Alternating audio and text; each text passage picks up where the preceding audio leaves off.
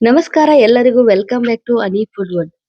ನಾನಿವತ್ತು ತುಂಬಾನೇ ಟೇಸ್ಟಿಯಾಗಿರುವ ಸಾಂಪ್ರದಾಯಿಕವಾದ ಕಡಲೆಬೇಳೆ ಹೋಳಿಗೆ ರೆಸಿಪಿನ ಯಾವ ರೀತಿಯಾಗಿ ತುಂಬಾನೇ ಈಸಿಯಾಗಿ ಮಾಡುವುದು ಅಂತ ತೋರಿಸಿಕೊಡ್ತಾ ಇದ್ದೀನಿ.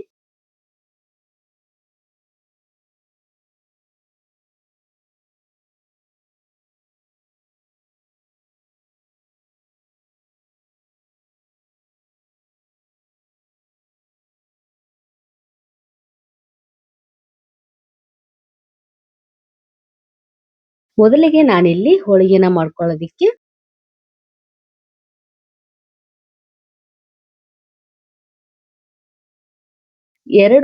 ಈ ಗ್ಲಾಸ್ನಿಂದ 2 ಗ್ಲಾಸ್ ಆಗುವಷ್ಟು ಕಡಲೆಬೇಳೆನ ತಗೊಂಡು ಅದನ್ನ ಚೆನ್ನಾಗಿ ವಾಶ್ ಮಾಡ್ಕೊಂಡಿದ್ದೀನಿ. ವಾಶ್ ಮಾಡ್ಕೊಂಡಾದ್ಮೇಲೆ ಅದಕ್ಕೆ 4 ಗ್ಲಾಸ್ ಅಷ್ಟು ನೀರನ್ನ ಸೇರಿಸ್ಕೊಳ್ತಾ ಇದ್ದೀನಿ. ಈ ಲೋಟದಿಂದ 4 ಲೋಟ ಆಗುವಷ್ಟು ನೀರನ್ನ ಸೇರಿಸ್ಕೊಳ್ತಾ ಇದ್ದೀನಿ.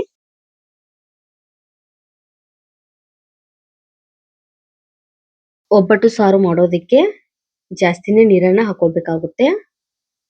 ನಂತರ ಚಿಟಿಕೆ ಅರಿಶಿಣದ ಪುಡಿನ ಸೇರಿಸ್ಕೊಳ್ಬೇಕು. ಸೇರಿಸ್ಕೊಂಡಾದ್ಮೇಲೆ ಲಿಡ್ ಅನ್ನ ಕ್ಲೋಸ್ ಮಾಡಬೇಕು. ಕುಕ್ಕರ್ ಲಿಡ್ ಅನ್ನ ಕ್ಲೋಸ್ ಮಾಡಿದಾದ್ಮೇಲೆ 2 ವಿಸಿಲ್ ನ ಹಾಕಿಸ್ಕೊಳ್ಬೇಕು ಲೋ ಫ್ಲೇಮ್ ನಲ್ಲಿ. ಅದಕ್ಕಿಂತ ಮುಂಚೆ ನಾನಿಲ್ಲಿ 1 ಕಪ್ ಆಗುವ 2 ಬಟ್ಲು ಆಗುವಷ್ಟು ಮೈದಾ ಹಿಟ್ಟನ್ನ ತಗೊಂಡಿದ್ದೀನಿ. ಕಣಕನ ರೆಡಿ ಮಾಡ್ಕೊಳ್ಳೋದಕ್ಕೆ 2 ಕಪ್ಗಿಂತ ಸ್ವಲ್ಪ ಜಾಸ್ತಿನೇ ಹಿಟ್ಟನ್ನ ತಗೊಳ್ಬೇಕು. ನಂತರ ರುಚಿಗೆ ತಕ್ಕಷ್ಟು ಉಪ್ಪನ್ನ ತಗೊಂಡಿದ್ದೀನಿ. ಎಲ್ಲಾನು ಚೆನ್ನಾಗಿ ಡ್ರೈ ಮಿಕ್ಸ್ ಮಾಡ್ಕೊಳ್ಬೇಕು. ನಂತರ ಸ್ವಲ್ಪ ಸ್ವಲ್ಪನೇ ನೀರನ್ನ ಹಾಕೊಂಡು ಪ್ರೆಸ್ ಮಾಡಿ ಒತ್ತಿ ಒತ್ತಿ ಹಿಟ್ಟನ್ನ ನಾದ್ಕೊಳ್ಬೇಕು.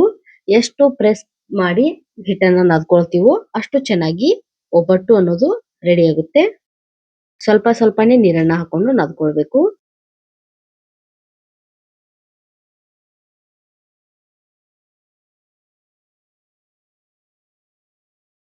ಹಿಟ್ಟು ಕಲಿಸುವಾಗ ತುಂಬಾನೇ ಗಟ್ಟಿಯಾಗಿ ಕಲಿಸ್ಕೊಳ್ಳಿಕ್ಕೆ ಹೋಗಬಾರ್ದು.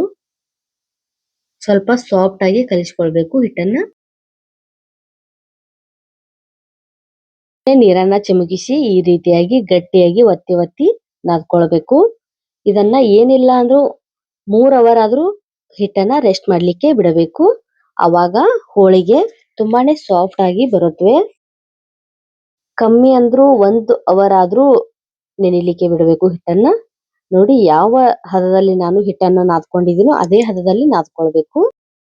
ನೀರನ್ನ ಮಾತ್ರ ಸ್ವಲ್ಪ ಸ್ವಲ್ಪನೇ ಹಾಕೊಂಡು ನಾದ್ಕೊಳ್ಬೇಕು. ಇದಕ್ಕೆ ಮೇಲೆ ಇವಾಗ ನೀರನ್ನ ಚಿಮುಕಿಸಿದಾದ್ಮೇಲೆ ಹಿಟ್ಟನ್ನ ರೆಸ್ಟ್ ಮಾಡ್ಲಿಕ್ಕೆ ಬಿಡಬೇಕು. ಒಂದು ಲಿಡ್ ಅನ್ನ ಕ್ಲೋಸ್ ಮಾಡಿ ನೋಡಿ ಮೇಲೆ ಈ ರೀತಿಯಾಗಿ ನೀರನ್ನ ಚಿಮುಕಿಸಿ ಲಿಡ್ ಅನ್ನ ಕ್ಲೋಸ್ ಮಾಡಿ ಬಿಡಬೇಕು. ಈ ಕಡೆ ಲೋ ಫ್ಲೇಮ್ ನಲ್ಲಿ 2 ವಿಸಿಲ್ ಹಾಕಿಸ್ಕೊಂಡು ಕಡಲೆಬೇಳೆ ಎಲ್ಲವೂ ಕೂಡ ಕಡಲೆಬೇಳೆ ಈ ರೀತಿಯಾಗಿ ಬೆಂದಿದೆ. ನೋಡಿದ್ರೆ ಗೊತ್ತಾಗುತ್ತೆ. ತುಂಬಾನೇ ಸಾಫ್ಟ್ ಆಗಿನೂ ಕೂಡ ಬೇಯಬಾರ್ದು. ಯಾವ ರೀತಿ ಬೇಯಬೇಕು ಕಡಲೆಬೇಳೆ ಅಂದ್ರೆ ಈ ರೀತಿಯಾಗಿ ಪ್ರೆಸ್ ಮಾಡಿದ್ರೆ ಈ ರೀತಿಯಾಗಿ ಸ್ಟ್ರಕ್ಚರ್ ಬರಬೇಕು. ಆ ರೀತಿಯಾಗಿ ಬೇಯಿಸ್ಕೊಳ್ಬೇಕು. ನಾನಿಲ್ಲಿ ಒಂದು ಸ್ಟ್ರೈನರ್ನ ತಗೊಂಡು ಎಲ್ಲಾ ಕಟ್ಟನ್ನು ಕೂಡ ಬಸ್ಕೊಳ್ತಾ ಇದ್ದೀನಿ. ಯಾಕಂದ್ರೆ ಕಟ್ಟಿನ ಸಾರಿ ಮಾಡೋದಕ್ಕೆ ಈ ಕಟ್ಟನ್ನ ಯೂಸ್ ಮಾಡ್ಕೊಳ್ತೀವಿ. ಹಾಗಾಗಿ ಚೆನ್ನಾಗಿ ಎಲ್ಲಾ ಕಟ್ಟನ್ನು ಕೂಡ ಬಸ್ಕೊಳ್ಬೇಕು. ನೋಡಿ ಈ ರೀತಿಯಾಗಿ ಮತ್ತೆ ಅದೇ ಕುಕ್ಕರ್ ಒಳಗೆ ಎಲ್ಲಾನು ಕೂಡ ಕಡಲೆಬೇಳೆಗಳನ್ನ ಹಾಕೊಳ್ಬೇಕು. ನಾನಿಲ್ಲಿ 2 ಲೋಟ ಆಗುವಷ್ಟು ಕಡಲೆಬೇಳೆನ ತಗೊಂಡಿದ್ದೀನಿ. ಅದಕ್ಕೆ 2 ಲೋಟಕ್ಕಿಂತ ಸ್ವಲ್ಪ ಕಡಿಮೆ ಆಗುವಷ್ಟು ಬೆಲ್ಲನ ಜಜ್ಜಿ ಇಟ್ಕೊಂಡಿದ್ದೀನಿ. ಅದನ್ನು ಕೂಡ ಈ ಹಂತದಲ್ಲೇ ಸೇರಿಸ್ಕೊಳ್ಬೇಕು.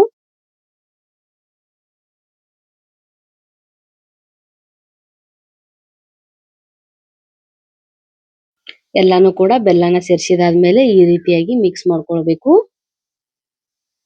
ಈ ರೀತಿಯಾಗಿ ಮಿಕ್ಸ್ ಮಾಡ್ಕೊಂಡಾದ್ಮೇಲೆ ಸ್ಟವ್ನ ಆನ್ ಮಾಡಿ ಸ್ಟವ್ ಮೇಲೆ ಇಟ್ಕೊಂಡು ಮಿಕ್ಸ್ ಮಾಡ್ಕೊಳ್ಬೇಕು. ಆವಾಗ ಬೆಲ್ಲ ಎಲ್ಲ ಕರಗಿ ಹೋಗಿ ತುಂಬಾನೇ ಚೆನ್ನಾಗಿ ಹೊಂದಾಣಿಕೆ ಆಗುತ್ತೆ ಬೇಳೆ ಒಟ್ಟಿಗೆ.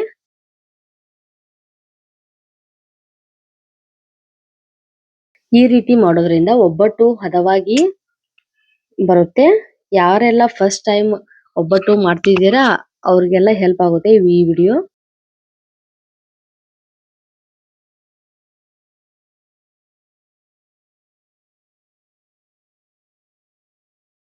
ನೋಡಿ ಇವಾಗ ಉರಿನ ಲೋ ಫ್ಲೇಮ್ ನಲ್ಲೇ ಇಟ್ಕೊಂಡು ಈ ರೀತಿಯಾಗಿ ನೋಡಿ ಯಾವ ರೀತಿಯಾಗಿ ಕುದೀತಾ ಇದೆ ಅಂತ ನೋಡಿದ್ರೆ ಗೊತ್ತಾಗುತ್ತೆ. ಇವಾಗ ಯಾವ ರೀತಿಯಾಗಿ ಎಲ್ಲಾನು ಕೂಡ ನೀರು ನೋಡಿ ಈ ರೀತಿಯಾಗಿ ಗಟ್ಟಿ ಆಗುವವರೆಗೂ ಊರಿನ ಲೋ ಫ್ಲೇಮ್ ನಲ್ಲೇ ಇಟ್ಕೊಂಡು ಕೈ ಆಡಿಸ್ತಾ ಇರಬೇಕು. ಇವಾಗ ನಾನು ಇದನ್ನ ಹೂರ್ಣನ ರೆಡಿ ಮಾಡ್ಕೊಳ್ಳೋದಕ್ಕೆ ಒಂದು ಜಾಲರಿನ ತಗೊಂಡಿದ್ದೀನಿ. ಈ ರೀತಿಯಾದ ಜಾಲರಿ ಇರಬೇಕು. ಕೆಳಗೆ ಒಂದು ಪಾತ್ರೆನ ಇಟ್ಕೊಂಡು ಅದರೊಳಗೆ ಕಡಲೆಬೇಳೆ ಮತ್ತು ಬೆಲ್ಲದ ಮಿಶ್ರಣ ಸ್ವಲ್ಪ ಬಿಸಿ ಇರುವಾಗಲೇ ಹಾಕೊಂಡು ಜಾಲರಿಗೆ ಹಾಕೊಂಡು ಈ ರೀತಿಯಿಂದ ಲೋಟದ ಸಹಾಯದಿಂದ ಈ ರೀತಿಯಾಗಿ ಮಾಡ್ಕೊಳ್ಬೇಕು. ಬಿಸಿ ಇರುವಾಗ ಮಾಡ್ಕೊಂಡ್ರೆ ಹೂರ್ಣ ಅನ್ನೋದು ಚೆನ್ನಾಗಿ ಬರುತ್ತೆ. ಗಟ್ಟಿ ಆದ್ರೆ ಹೂರ್ಣ ಬರೋದಿಲ್ಲ. ಒಂದು ವೇಳೆ ಗಟ್ಟಿ ಆದ್ರೂ ಕೂಡ ಮತ್ತೆ ಒಲೆ ಮೇಲೆ ಇಟ್ಕೊಂಡು ಬಿಸಿ ಮಾಡ್ಕೊಂಡು ಈ ರೀತಿಯಾಗಿ ಮಾಡ್ಕೊಳ್ಬೇಕು. ಈ ರೀತಿ ಮಾಡೋದ್ರಿಂದ ಹೂರ್ಣ ಅನ್ನೋದು ತುಂಬಾನೇ ಪರ್ಫೆಕ್ಟ್ ಆಗಿ ಬರುತ್ತೆ. ಯಾವುದೇ ರೀತಿಯಾಗಿ ನೀರಾಗಿ ಬರೋದಿಲ್ಲ. ನಾನು ಹೇಳಿದ ರೀತಿಯಾಗಿ ಟ್ರೈ ಮಾಡಿದ್ರೆ ನೋಡಿ ಇವಾಗ ಎಷ್ಟು ಚೆನ್ನಾಗಿ ನಮ್ಮ ಹೂರ್ಣ ಅನ್ನೋದು ರೆಡಿ ಆಯ್ತು ಅಂತ ನೋಡಿದ್ರೆ ಗೊತ್ತಾಗುತ್ತೆ ಯಾವ ರೀತಿಯಾಗಿ ರೆಡಿ ಆಗಿದೆ ಅಂತ. ಎಲ್ಲಿ ಕೂಡ ನೀರಾಗಿ ಹೂರ್ಣ ಅನ್ನೋದು ರೆಡಿ ಆಗಿಲ್ಲ. ನೋಡಿ ಮುದ್ದೆ ಮಾಡಿದ್ರೆ ಈ ರೀತಿಯಾಗಿ ಮುದ್ದೆಯಾಗಿ ಬರಬೇಕು. ಅವಾಗ ಹೂರ್ಣ ರೆಡಿ ಆಗಿದೆ ಅಂತ ಅರ್ಥ. ನಾನಿಲ್ಲಿ ಕನಕನ ಮತ್ತೊಮ್ಮೆ ಎಣ್ಣೆನ ಸ್ವಲ್ಪ ಹಚ್ಕೊಂಡು ಚೆನ್ನಾಗಿ ನಾದ್ಕೊಳ್ತಾ ಇದ್ದೀನಿ. ಇವಾಗ 2 ಅವರ್ ಆಯ್ತು. ತುಂಬಾನೇ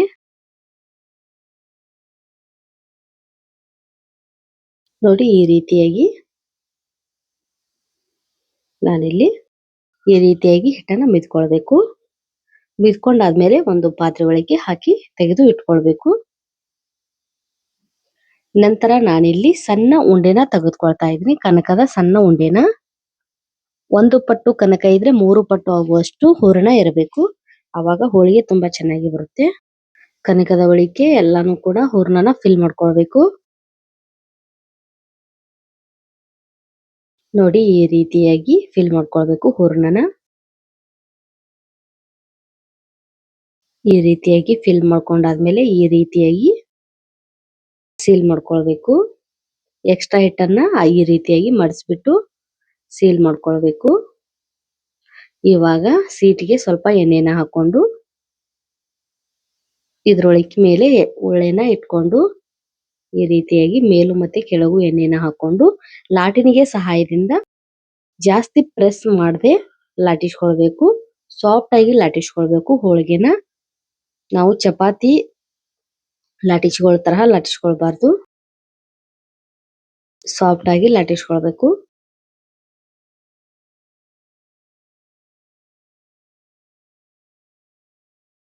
ನೋಡಿ ಈ ರೀತಿಯಾಗಿ ನಿಧಾನವಾಗಿ ಲಾಟಿಸ್ಕೊಳ್ಬೇಕು. ಮಧ್ಯಕ್ಕೆ ಲಾಟಿಸ್ಕೊಳ್ಬೇಕು. ಮಧ್ಯಕ್ಕೆ ಜಾಸ್ತಿನ ಪ್ರೆಸ್ ಮಾಡಿ ಲಾಟಿಸ್ಕೊಳ್ಬಾರ್ದು. ಈ ರೀತಿ ಕಾರ್ನರಿಗೆ ಲಾಟಿಸ್ಕೊಳ್ಬೇಕು. ಕಾರ್ನರ್ಗೆ ಲಾಟಿಸ್ಕೊಳ್ಳೋದ್ರಿಂದ ಎಲ್ಲಾನು ಕೂಡ ಪರ್ಫೆಕ್ಟ್ ಆಗಿ ಈವನ್ ಆಗಿ ಸ್ಪ್ರೆಡ್ ಆಗುತ್ತೆ. ನೋಡಿ ಈ ರೀತಿಯಾಗಿ ಲಟ್ಟಿಸ್ಕೊಳ್ಬೇಕು.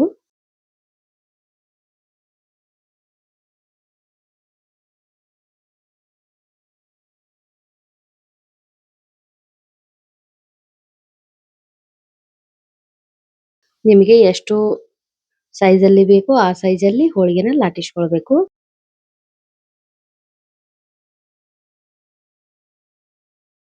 ನಾನು ಈ ಸೈಜ್ ಅಲ್ಲಿ ಹೋಳಿಗೆನ ಲಾಟಿಸ್ಕೊಳ್ತಾ ಇದ್ದೀನಿ. ಈ ಕಡೆ ತವಾನು ಕೂಡ ಕಾಯ್ಲಿಕ್ಕೆ ಇಟ್ಕೊಂಡಿದೀನಿ. ಜಾಸ್ತಿ ಪ್ರೆಸ್ ಮಾಡಿ ಲಾಟಿಸ್ಕೊಳ್ಳೋದಕ್ಕೆ ಹೋಗಬೇಡಿ. ಈ ರೀತಿ ಸಾಫ್ಟ್ ಆಗಿ ಲಾಟಿಸ್ಕೊಂಡ್ರೆ ಹೋಳಿಗೆ ಅನ್ನೋದು ರೆಡಿ ಆಗುತ್ತೆ. ನಾನಿಲ್ಲಿ ತವಾನ ಕಾಯ್ಲಿಕ್ಕೆ ಇಟ್ಕೊಂಡಿದ್ದೀನಿ. ತವಾ ಕೂಡ ಬಿಸಿಯಾಗಿದೆ. ನಿಧಾನವಾಗಿ ಸೀಟ್ನ ಸಹಾಯದಿಂದ ಈ ರೀತಿಯಾಗಿ ಹೋಳಿಗೆನ ಅದರೊಳಗೆ ಹಾಕೊಳ್ಬೇಕು.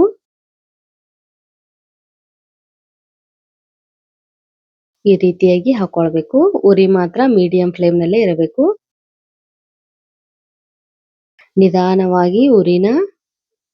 ನಿಧಾನವಾಗಿ ಬಬಲ್ಸ್ ಬರೋದಿಕ್ಕೆ ಸ್ಟಾರ್ಟ್ ಆಗುತ್ತೆ.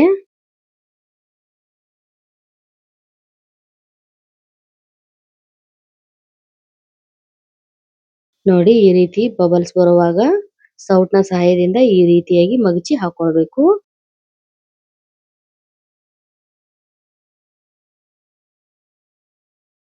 ನೋಡಿ ಯಾವ ತರ ಪೂರಿ ತರ ಉಬ್ಬಿ ಬರ್ತಾ ಇದೆ ಹೋಳಿಗೆ ಅನ್ನೋದು. ಈ ರೀತಿ ಹೋಗಿ ಉಬ್ಬಿ ಬಂದ್ರೆ ಹೋಳಿಗೆ ತುಂಬಾನೇ ಚೆನ್ನಾಗಿ ಬಂದಿದೆ ಅಂತ ಅರ್ಥ.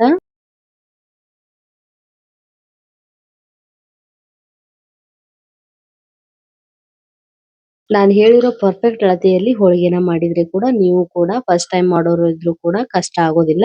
ಈ ರೀತಿಯಾಗಿ ಟಿಪ್ಸ್ ಅಂಡ್ ಟ್ರಿಕ್ಸ್ ಅನ್ನ ಫಾಲೋ ಮಾಡಿ ಹೋಳಿಗೆನ ಮಾಡಿ